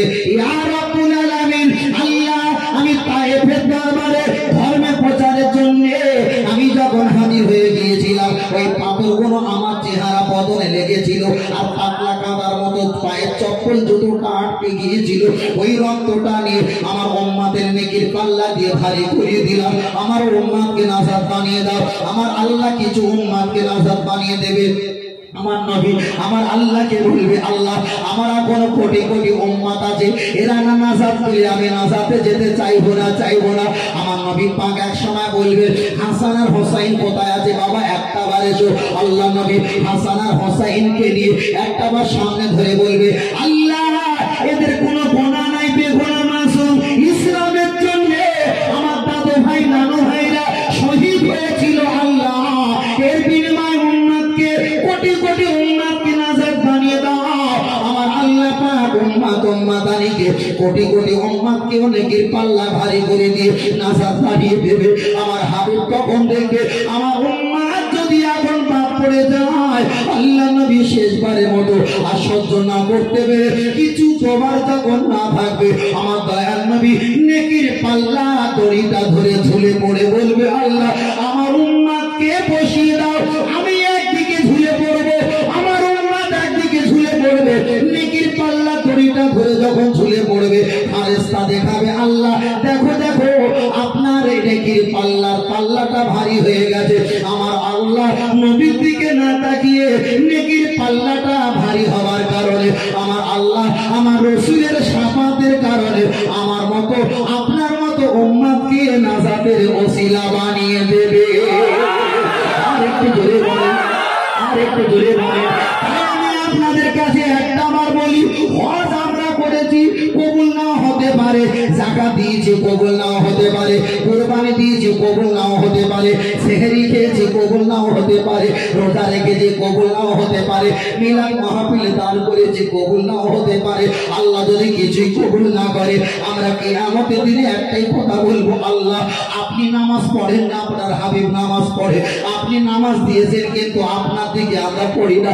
আপনার হাবিব আমাদের শিক্ষক, আপনাকে চিনিয়েছেন আপনার হাবিব, আল্লাহ আপনার হাবিবকে ছাড়া আমরা কিছু চিনি না। আমার আল্লাহ কোরআনে জানিয়ে দিবে, এ আমার হাবিব জেনে রেখে দাও, আলাল আখিরাতু খায়রুল লাকা মিনাল উলা। আমি আল্লাহ তোমার দুনিয়াতে কষ্ট দিয়েছি, আর দুনিয়াতে কষ্ট দেওয়ার পর তোমাকে দুনিয়াতে আর পরকালে তোমাকে কষ্ট দেব না। আনা সাইয়্যিদু উলদি আদম ইয়াউমাল কিয়ামা, এখানে নেতা মাতব্বর লিডার বানাবো, তুমি এখানকার প্রেসিডেন্ট হয়ে যাবে। ইচ্ছা খুশি ইচ্ছা খুশি ইচ্ছা খুশি তুমি একটাবার যার দিকে আঙুল তুলবে, হাতটা লম্বা করবে, আনা সাইয়্যিদু উলদি আদম ইয়াউমাল কিয়ামা, আজকে তোমাকে প্রেসিডেন্ট আর লিডার বানিয়ে দিলাম, তুমি যাকে জান্নাতে সুপারিশ করবে, আনা আউয়ালু শাফির, আমি আল্লাহ ওকে জান্নাতে দেওয়ার জন্য আমি আল্লাহ তোমাকে সুপারিশকারী বানিয়ে দিলাম। সেই নবীকে আমরা আমাদের ইবাদত কম আছে, আমরা নামাজ কালাম পড়ি কম, আমরা দান খয়রাত করি কম, কিন্তু মাঝে মাঝে নবীর নামটা একটা স্মরণ রাখি, মহব্বতে চাঁদা পয়সাতে, মহব্বতে আলেম হুজুর পীর সাহেবকে ভালোবাসি। কিছু না, এখানে বসে আছি, এর চাইতে তো কারেন্টের পাখা ছিল, আমার গাড়িতে তো এসি ছিল, আমার ঘরে তো এসি ছিল, সেখানে গিয়ে বসে থাকতে পারতাম। কষ্ট করে শীতের সময় গা থেকে ঘাম ঝরাচ্ছি, আপনাদের নিয়ে একটু আনন্দ চিত্তে বাগে বাগে দুটো কথা বলছি, যাতে করে আমাদের মনের কষ্ট, দুর্বলতা, আমাদের মনের কষ্ট আর আমাদের আশাটা যেন মদিনাওয়ালার কাছে পৌঁছে যায়।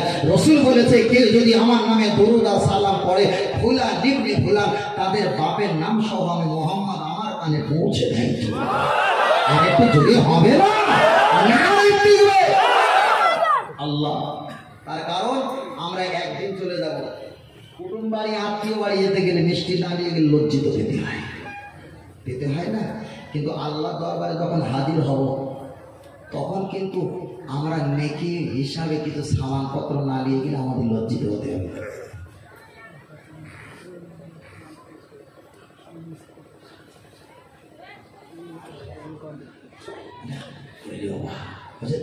কষ্ট হচ্ছে বাবু, কষ্ট হচ্ছে, কষ্ট হবে না। আমি যতটুকু বলছি, আমি আপনাদের একজন তরিকতের মানুষ, বুঝলেন না? আমি আপনাদের মতো একজন তরিকতের মানুষ। অনেক আলেম আছে ভেজা, গজল দিয়েছি, মানুষকে বুঝিয়ে রাখে, কিন্তু সত্যকারী নবী সম্পর্কে, পীর মশাই সম্পর্কে বলতে চায় না, বললে বিপদে পড়বে, বিপদে পড়বে, সুতোর মতন জড়িয়ে যাবে, ছাড়াতে খুব কষ্ট, ছাড়াতে কষ্ট। ছেলেরা এখানে ফুল দিয়েছে সুন্দর করে, গরিবানা মাতে কটা টপ বসিয়ে ফুলদানি করে দিয়েছে, অনেক দূর থেকে এসে বলে, ভাই এগুলো তো ফজল খরচা করেছে, বলবে না? কোরআন বলেছে, খুদু জিনাতাকুম ইনদা কুল্লি মাসজিদিন, যেখানে তোমরা ইবাদত করবে সেখানে পরিষ্কার পরিচ্ছন্নতা করবে। এখানে ইবাদত চলবে, ফরজ ইবাদত নাও হতে পারে, ওয়াজিব ইবাদত নাও হতে পারে, সুন্নাত ইবাদত নাও হতে পারে, তবু তো নফল ইবাদত চলছে। পরিষ্কার পরিচ্ছন্নতা করা কোরআনের আইন অনুযায়ী জায়েজ, আর ফরজ ইবাদতের চাইতে নফল ইবাদতে বেশি সওয়াব। নাকি ভুল বলছি? আমি ভুল বলছি নাকি? সাপোজ একটা কথা বলি, আপনাদের এলাকায় এই জলসাটা হবে রাত 12টা পর্যন্ত, এনাটা বাদ দেন। আপনাদের এলাকায় রাজমিস্ত্রি কাজ করে তো, রাজমিস্ত্রি ডিউটি হলো সকাল 8টা থেকে সন্ধ্যে 6টা পর্যন্ত, দেবে কত? 500 টাকা। এখন চাষি বলে, তো কোকা আমার জানালা ভেঙে গেছে, সোজা করে দিতে হবে। চাষি, একটা কাজের জন্য আমাদের মালমাত্রা নিয়ে এসে সড়ক করা সম্ভব না। ঠিক বলেছে না ভুল বলেছে? ঠিক বলেছে। কিন্তু চাষি বলেছে, কোকা আমি 300 টাকা দেবো, একটু আধা ঘন্টার কাজ করে দাও। তাহলে 8 ঘন্টা ডিউটি করে হয়েছে কত? 500 টাকা। আধা ঘন্টা ডিউটি করেছে, হয়েছে কত?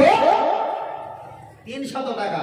আধা ঘন্টা ডিউটি হলো নিজের এখতিয়ার, নিজের ব্যক্তিগতটা হলো নফল, করতে পারো নাও করতে পারো, কিন্তু 8 ঘন্টা ডিউটি হলো, ওরা হলো মালিকের হুকুম, করতেই হবে। তাহলে নামাজ রোজা এগুলো হলো আল্লাহর হুকুম, করতেই হবে।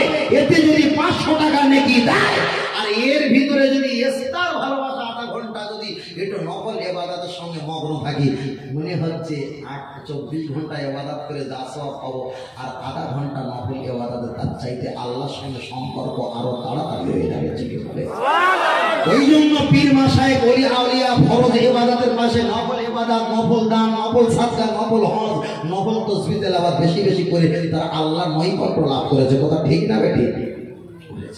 বলেছে। আমি আপনাকে বোঝাতে চাই, আমি আপনার কাছে যে কথা একটাবার বলছিলাম, লক্ষ্য করে দেখা যায় আল্লাহ নবীর প্রশংসা, তারই প্রশংসা বলতে বলতে এই পর্যন্ত চলে এসেছি, অনেকটা লম্বা হয়ে চলে এসেছি।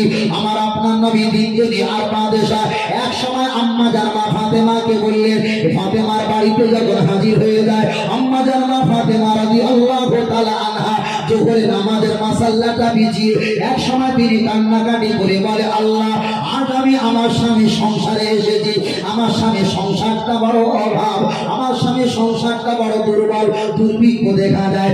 আল্লাহ আপনি যদি আমার মতো বান্দিকে যদি পৃথিবীর জমিনে না পাঠাতেন, আপনার সৃষ্টিতে কি এমন অভাব থাকতো? কিছুই অভাব থাকতো না। আল্লাহ আপনি যে সংসারে পাঠিয়েছে, এই সংসারটা বড্ড একটা চলে না। আম্মা জানমা ফাতেমা কান্নাকাটি করে, ইয়া রাফিউ উঁচু করে দিয়া দেয় হাত, দুটো হাত তুলে দোয়া চাইছে আর কান্নাকাটি করছে। দয়ার নবী মা ফাতেমার পাশে দাঁড়িয়ে আছে, না মোনাজাতটা শেষ হয়ে গেল। আল্লাহ নবী জিজ্ঞাসা করলেন, ফাতেমা এত এতক্ষণ কিসে চাইছিলে? আব্বা আমি একটু সংসারের জন্য বরকত চাইছিলাম। আল্লাহ নবী বললেন নামাজের মাসাল্লাটা তুমি গুটিয়ে নাও। গুটিয়ে নিয়ে বলে একটা বার উঁচু করো আর তুমি বলো ইয়া আউয়ালাল আখিরিন ইয়া যাল কুওয়াতিল মাদিন ইয়া হামাল মাসাকিন। আল্লাহ নবী দোয়া পড়তে বলেছেন। আম্মা জান মা ফাতেমা ওই দোয়াটা বারবার পড়ে বলে একটা বার নামাজের মাসাল্লাটা খুলে দেখো হীরা জহরত জান কাঞ্চন মণি মুক্তা দিরহাম টাকা আল্লাহ অনেক সম্পদ দিয়েছে। মা ফাতেমাকে বললেন ফাতেমা এই টাকা সম্পত্তি তুমি নাও, আরাম বিলাসে খাও, আনন্দে থাকো, এবার আনন্দে থাকো, আনন্দ চিত্তে থাকো, তুমি আনন্দ ভর্তি করো। কিন্তু মনে রেখো দুনিয়ার সম্পদের অপেক্ষায় পরকালে সম্পদটা সবচাইতে বড় দামি, সবচাইতে বড় দামি। দুনিয়ার সম্পদ দিয়ে ফাতেমা তুমি পরকালটা তুমি ভুলে যাবে না। আমরা দুনিয়াতে কত বছর বাঁচবো? 60 বছর বাঁচবো। 60 বছর কম বেশি যদি আমরা 60 বছর বাঁচি, 60টা যদি দুটো ভাগ করা হয় 30 বছর, 30 বছর 60 বছর। এখন 60 বছরকে আমরা 2 দিন করলাম, 2 দিন। আমার বয়স কম বেশি দেখা যায় 32 বছর, আপনাদের 28 বছর, 26 বছর, তারও 34, তারও 35 বছর। তাহলে 60 বছরের ভিতরে যখন 30, 34 অলরেডি হয়ে গেছে, একদিন চলে গেছে, বাকি আছে একদিন। এই একদিনে আপনাকে ইবাদত করা লাগবে। আল্লাহ হাসরে মাঠে জিজ্ঞাসা করবে আল উমরিহি ফিমা আপনাহু, তোমায় আমি ওমর দিয়েছিলাম, বয়স দিয়েছিলাম, কোন কাজে তুমি একটা বার ব্যয় করেছো? আমার কাছে জবাব দাও। আল্লাহ শাহী দরবারে আপনাকে আমাকে হিসাব দেওয়া লাগবে। তবে একটা কথা জেনে রেখে দাও, আল্লাহ নবী আমার হাদিস শরীফে বললেন, এ আমার সাহাবায়ে কেরাম জেনে রেখে দাও, হাসরে মাঠে আল্লাহ জিজ্ঞাসা করবে, একটা মেম্বারকে জিজ্ঞাসা করবে, পৃথিবীর মানুষ তোমাকে মেম্বার বানিয়েছিল, ওই এলাকার মানুষ তোমাকে এমপি এমএলএ প্রধান বানিয়েছিল, তাদের সঙ্গে কি আচরণ করেছিল? আমার কাছে জবাব দাও। কুল্লুকুম রাইনা কুল্লুকুম মাসউলুন আন রাইয়াতিহি। ওই সময় মেম্বার প্রধানকে আল্লাহ দরবারে হিসাব দিতে হবে। আল্লাহ বাড়িওয়ালাকে জিজ্ঞাসা করবে, তুমি একটা বাড়ি গার্জিয়ান ছিলে, তোমার 3-4টে বৌমা ছিল, তোমার স্ত্রী ছিল, তোমার নাতি পোতা আওলা ছিল, তোমার বাড়ি শরিয়াতের বেখেলাফ কাজ করতো, তুমি একটাবার আমার কাছে হিসাব দাও। ওই সময় তাকে হিসাব দেওয়া লাগবে। একটা ডাক্তার বাবুকে জিজ্ঞাসা করা লাগবে, একটা পেশেন্ট রোগী তোমার কাছে এসেছিল আর পর্দাটা টেনে ওই মহিলাটার সঙ্গে কি এমন আচরণ করেছিল? ওনার বাপ ছিল বাইরে, ওনার ভাই ছিল, ওনার মা ছিল, চোখের পানি ছেড়ে কাঁদছিল, আর মহিলাটা নিয়ে তুমি পর্দা টেনে দিয়ে কি এমন আচরণ করেছিল? আমার কাছে জবাব দাও। আল্লাহর কাছে জবাব দেওয়া লাগবে। একটা পীর ওলিকে জিজ্ঞাসা করবে, এ দুনিয়ার পীর ওলিরা শুনে রেখে দাও, পৃথিবীর মানুষেরা তোমার কাছে গাড়ি নিয়ে তোমার দরবারে হাজির হয়েছিল, তাদের কাছে নামাজের কথা, হজের কথা, হালাল হারাম সম্পর্কে কতটা তুমি বলেছো? একটা বার জবাব দাও, জবাব দিতে হবে। আল্লাহ একটা ইমামকে জিজ্ঞাসা করবে, ওরে মসজিদের ইমাম, জনগণ মাইনে দিয়ে টাকা দিয়ে তোমাকে ইমাম বানিয়েছে, তুমি মুসল্লির সামনে কেমন আচরণ করেছিলে? একটা বার জবাব দাও, তোমাকে জবাব দিতে হবে। আল্লাহ দোকানদারকে জিজ্ঞাসা করবে, দোকানদার, গরিব মানুষ তোমার দোকানে মাল খেত, তুমি পাল্লাটা মাইনাস করে রেখেছিলে কিনা? তুমি কম দামের মাল মধ্যে বেশি দামে নিয়েছিলে কিনা? তোমার কাছে বাকি রঙের খাতা থাকতো, আর সেই খাতার জায়গায় তুমি কম বেশি করে টাকাটা আত্মসাৎ করেছো কিনা? আল্লাহ একটা ব্যবসা আলাকে ধরবে, আমার মতো একটা বক্তা আল্লাহ হাসরে মাঠে ধরবে। কুল্লুকুম রাইনা কুল্লুকুম মাসউলুন আন রাইয়াতিহি। মফিজুল তুমি একটা বার বলো, তোমাকে জনগণ মানুষেরা টাকা দিয়ে দাওয়াত করে স্টেজে বসিয়েছিল, পৃথিবীর জমিনে কোন বক্তৃতা করেছিলে? নবীর ভয়, নবীর ভালোবাসা কতটা দেখিয়েছিলে? আল্লাহর দিকে কতটা হেলিয়ে দিয়েছিলে? হাসরের ময়দানে আমাকে আপনাকে জবাব দিতে হবে, জবাব দিতে হবে। তবে একটাই কথা বলি, আল্লাহ যদি আমাদের কাছে জবাব নাই, জবাব দিতে পারবে না, পারবো না। তার কারণ হলো একটা, পৃথিবীর জমিনে যত নবীরা এসেছে আর নবীদের উম্মতেরা যতটা চিটিংবাজি পাপের কাজ না করেছে, আল্লাহর কসম, আল্লাহর কসম, আল্লাহর কসম করে বলছি, আখিরি জামানার নবীর উম্মতেরা অন্যান্য নবীদের উম্মতের চাইতে সবচাইতে বেশি পাপের কাজ, ভাগের পাপের কাজ আর গোনার কাজ সবচাইতে করেছে। এই এলাকায় যারা সবজি বিক্রি করে, সবজি বিক্রি করার জন্য এরা সবুজ রং মারে, মানে খরিদ্দারকে ধোকা দেয়। অনেকে সবজি বিক্রি করে সবুজ পলিথিন টাঙিয়ে রেখে মার্কেটে করে বিক্রি করে, খরিদ্দারকে ধরা দেয়। যারা জিলাপি বিক্রি করে ওরা লাল বাল্ব দেয়, যারা গোস্ত বিক্রি করে লাল পলিথিন টাঙা সরিষার তেল হলুদ মাখিয়ে খরিদ্দারকে ধোকা দেয়। বর্তমান সময় তেলের দাম 111 টাকা ছিল, এক দুদিনের ভিতরে 104-105 টাকা এসেছে। এই দেখা যায় সলপিনের কি লিটার হচ্ছে 50 টাকা লিটার, আর পেট্রোলের দাম হচ্ছে 105 টাকা। ওরা 700 গ্রাম সলপিন দিয়েছে, 300 গ্রাম পেট্রোল দিয়ে। ওরা দামে বেশি নিয়েছে, ওজনে কম দিয়েছে, মালে ভেজাল নিয়েছে। সবচাইতে বড় চিটিং মাছ আখরি জামানার নবীর উম্মত আমি আর আপনি, অন্য নবীর উম্মতেরা জানা ধোঁকাবাজি করেছে। সবচাইতে বড় ধোঁকাবাজি আমি আর আপনি।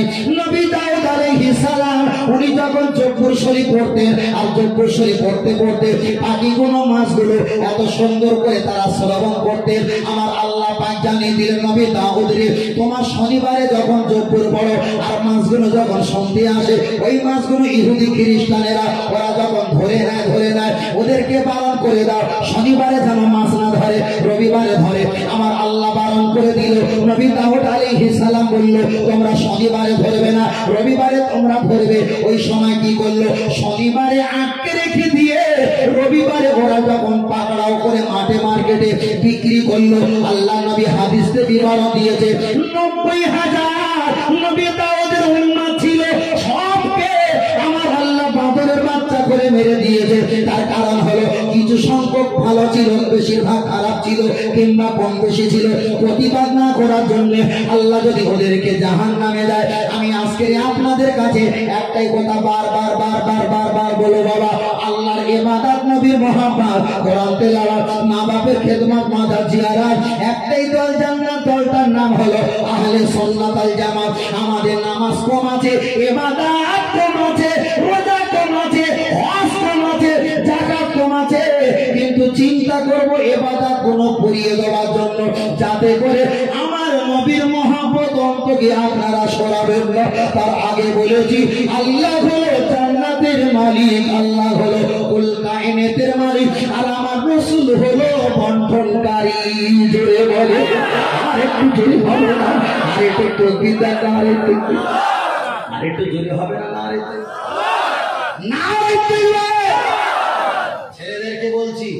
ছেলেদেরকে বলছি বেশি লম্বা করবো না। এখান থেকে সেই রাজারহাট, কলকাতা রাজারহাট, আমতলা, বিষ্ণুপুর রাজারহাট বলে, সেখানে যেতে হবে। ব্যস্ততার ভিতর দিয়ে তাড়াহুড়ো করে অনেক কথা আপনাদের বলেছি।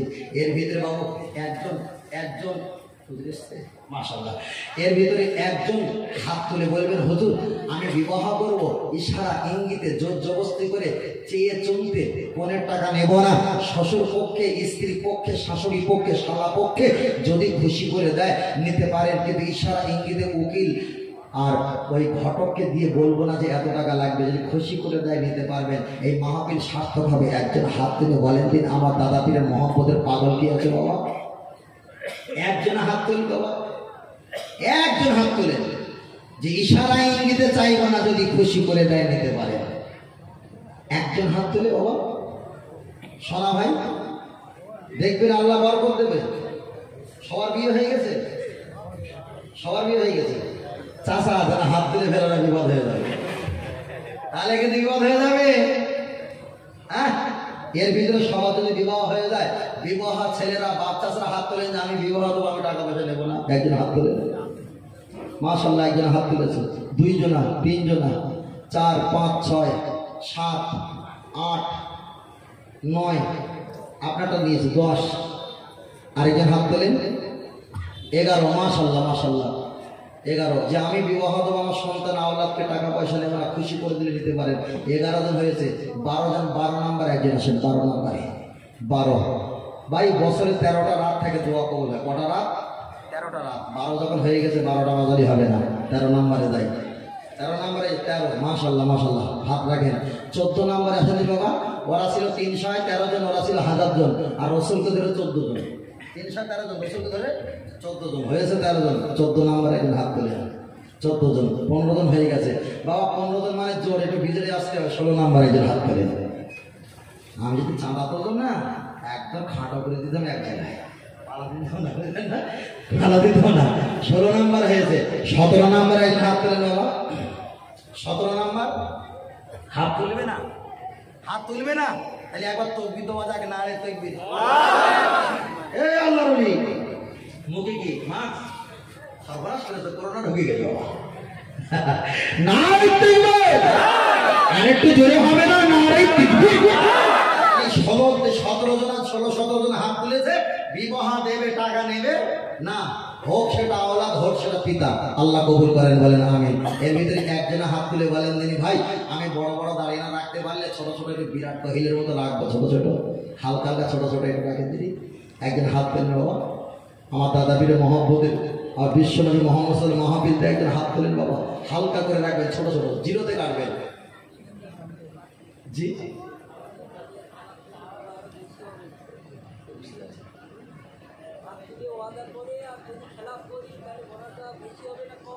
ও আচ্ছা আচ্ছা আচ্ছা, তাদেরকে ইনশাল্লাহ বলা হবে আল্লাহ যদি বান্দার চেষ্টা করে আল্লাহ দেবে, ওটা তেমন কিছু না ভাই। রসুল আমানত করেছিল রোজা রাখবো আগামী বছরে একটা নয়, আগামী বছর রাখবো দুটো, কিন্তু খ্রিস্টান ইহুদিরা রেখেছিল একটা, আল্লাহ হায়াতের আগে রাখবো কটা? দুটো। রসুল রাখতে পারেনি, ইনকার করেছিল, কিন্তু দুনিয়া থেকে বিদায় নিয়েছিল, ওটা কি গুনাহ হবে? ইনকার করেছিল। চেষ্টা করো বান্দা যেন রাখতে পারে, দোয়া রাখবো। আসে বাবা, একজন হাত তোলেন না, হালকা করে দাঁড়িয়ে রাখবেন, হালকা করে একজন হাত তোলেন, একজন হাউসা ঘুরিয়ে না, দেরি করো না, বসিয়ে দাও। একজন হাত তোলেন বাবা, একজন হাত তুলবে না, সব কি ভাবে বারণ করে দিয়েছে নাকি? দাঁড়িয়ে রাখলে কি খারাপ লাগে? পৃথিবীর ইতিহাস খুলে দেখো, দাঁড়িয়ে দেখেছে মেয়েরা পাগল। নবী ইউসুফ আলাইহিস সালামের পাগল হয়েছিল কি? মহিলারা তো। ঈশ্বরচন্দ্র বিদ্যাসাগরের দিকে না, রবীন্দ্রনাথ ঠাকুরের দিকে তাকাও, সেও দাঁড়িয়ে ছিল, বুঝেননি? তাহলে রাখবে না কেউ? মাশাআল্লাহ, আপনাদের দাঁড়িয়ে রাখতে হবে না, তবু তো 16-17টা হাত তুলে বেড়ে যাওয়া। এর ভিতরে যদি সবাই পালিয়ে যায়, 3টে হাত তুললে তবু তো 3 লক্ষ টাকা বাঁচলো নাকি? ছেঁড়া জুতো বুড়ো বাপ যতক্ষণ থাকবে ততক্ষণ লাভ নাকি? ভুল বলছি? ছেঁড়া জুতো যতক্ষণ ট্রিটমেন্ট চলবে ততক্ষণ মাস পার হয়ে গেলাম, আর বুড়ো বাপ যত বেশি আছে তত লাভ। ফেটকেলো বাজার কোনো সমস্যা নেই। একটা মাধ্যম পেয়েছিলাম, একটা ওসিলা, একটা মানুষকে একত্রে পেয়ে একটা জায়গায় এসে 17 জন হাত তুলে নিয়েছি, তাহলে আমরা লাভে কারবার করেছি না লসে? লসে না লাভে? লাভে তো। মহাসব এসছে আর লম্বা করবো না, তাহলে তো কিন্তু বাজাকে না রে তকবীর।